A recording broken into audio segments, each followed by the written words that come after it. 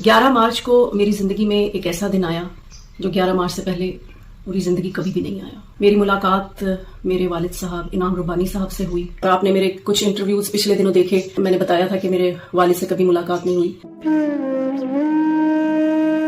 मेरा क्या कसूर था? अस्सलाम वालेकुम माय यूट्यूब फैमिली, उम्मीद है आप सब लोग ठीक ठाक होंगे।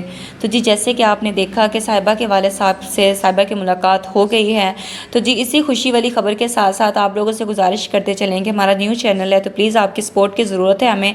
आप हमारे चैनल को सब्सक्राइब कर दें और हमारे बेल बटन को दबाकर ऑल पर क्लिक करें ताकि तमाम नोटिफिकेशन आपको बर वक्त मिल सकेंगे। और ये भी आपसे गुजारिश है कि हमारे लाइक बटन को भी दबा दें। और इसी के साथ साथ आपको ये बताते चलें कि साहिबा के वाला साहब से उनकी मुलाकात हो गई है और ये मुलाकात साहिबा की लाइफ की पहली मुलाकात थी जो उनके वाला साहब से हुई। जैसे कि आपने स्टार्ट में साहिबा की खुद आवाज़ सुनी, उन्होंने कहा कि मेरे बाप से मेरी ये पहली मुलाकात होगी, क्योंकि ज़िंदगी में कभी भी साहिबा ने अपने बाप को नहीं देखा था। इवन के साहिबा ने कभी अपने बाप की तस्वीर भी नहीं देखी थी। और जब उनके बाप के साथ उनकी मुलाकात हुई तब उन्होंने अपने बाप को एक गिफ्ट भी दिया, और जो कि एक पिलो था, और डिफरेंट गिफ्ट भी दिए गए और उसमें साथ एक पिलो भी दिया गया। उन्होंने कहा कि इसको आपने हमेशा अपने साथ रखना है, और जब जब आप अपने साथ रखेंगे तो आपको मेरी याद आएगी, तो आपने हमेशा मुझे याद करना है। और फिर इस वीडियो में हमने ये भी देखा कि साहिबा कुछ कर्ज़े की बात कर रही थी अपने बाप से कि जो आपका कर्ज़ा है वो मैं सारा उतार दूँगी और 7 दिनों में उतार दूँगी। और उनके बाप ने कहा कि 7 दिनों में कैसे? और फिर उनके वालिद साहब ने ये भी कहा कि मैं अब बहुत बीमार हो गया हूँ, मुझसे तो अब ठीक तरीके से चला भी नहीं जाता, बहुत कमज़ोरी हो गई है। जैसे कि आपने भी देखा कि उनके वालिद साहब की बहुत ज़्यादा एज है। असल में ये सारा मामला हुआ कैसे था, इनकी मुलाकात कैसे हुई थी, साहिबा अपने बाप से आज तक क्यों नहीं मिली थी, तो ये सारे सवालों के जवाब इस वीडियो में आपको मिल जाएंगे। आपको वीडियो पूरी देखनी होगी, स्किप नहीं करना होगा। वंस अगेन आपको हमारे चैनल को भी सब्सक्राइब करना होगा और लाइक बटन को भी दबाना होगा। तो जी आपको बताते चलें कि साहिबा की वालिदा जब प्रेग्नेंट थी, नशू जिनका नाम है, तो जब वो प्रेग्नेंट थी तो उनके ये वालिद साहब जो सामने ग्रीन शर्ट में बैठे हुए हैं, ये उनको छोड़कर चले गए थे। कुछ प्रॉब्लम्स हो जाती हैं लाइफ में, बहुत सारे लोगों के हालात सेम नहीं होते हैं, डिफरेंट होते हैं, उनके नसीब भी डिफरेंट होते हैं। इसी तरीके का साहिबा का जो अल्लाह ताला ने नसीब लिखा था वो बग़ैर बाप के लिखा गया था, लेकिन इनकी वालिदा ने सेकंड मैरिज की थी, तो उनकी जो नशोनुमा की थी, जो इनकी परवरिश की थी, इनके सेकंड फादर ने की थी।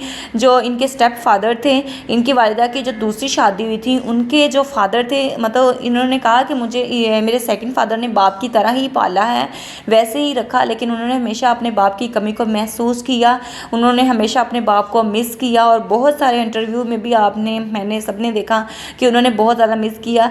और एक दफ़ा उनसे ये भी पूछा गया कि आप कोई ऐसी बात जो आपने कभी आज तक किसी से ना की हो तो आप बताएं। उन्होंने कहा मेरे वालिद साहब। और फिर उनसे जब सवाल किया गया कि अगर आपके वालिद साहब अचानक कहीं से आ जाएँ तो आप क्या कहेंगी, उन्होंने कहा कि मैं उनसे पूछूंगी कि आप मुझे छोड़ेंगे तो नहीं। तो सेम जब हमने देखा कि उनके वालिद साहब से उनकी मुलाकात हुई तो उन्होंने पहला क्वेश्चन यही अपने बाप से किया कि अब मुझे छोड़ेंगे तो नहीं।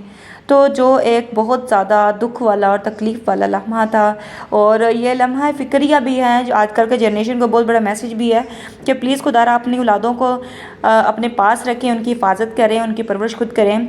अगर आप सिंगल हैं तो आप डिवोर्स ले रहे हैं तो कोई प्रॉब्लम नहीं है, आप अपनी लाइफ में आगे चल सकते हैं। लेकिन अगर आपके बच्चे हो गए हैं तो ये डिसीज़न लेने से पहले अपने बच्चों की लाइफ के बारे में सोचें कि उनका क्या बनेगा।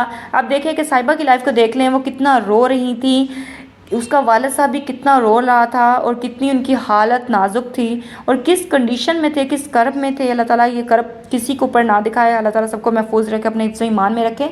आप सब देखने वालों से भी मेरी गुजारिश है कि आप अपने वालिदैन की रिस्पेक्ट किया करें, उनसे पूछें जिनके वालिदैन उनके सर पे नहीं होते हैं। तो ये उनकी वालिदा की पिक्चर है जो हमने लगाई आपके लिए, काफ़ी मॉडर्न थी। मेरी उम्र गुजर गई लेकिन मुझे कभी नहीं था कि मेरी मुलाकात कभी मेरे बाप से होगी। और जो भी उन्होंने इंटरव्यूज़ में बात होती थी तो अक्सर वो रो पड़ती थी। ये भी आपने देखा कि इस इंटरव्यू में उनसे सवाल किया गया था जो मैंने आपको पहले बताया। उन्होंने कहा कि जब भी मेरे बाप से मेरी मुलाकात होगी तो मैं यही पूछूंगी कि मुझे कभी छोड़ेंगे तो नहीं।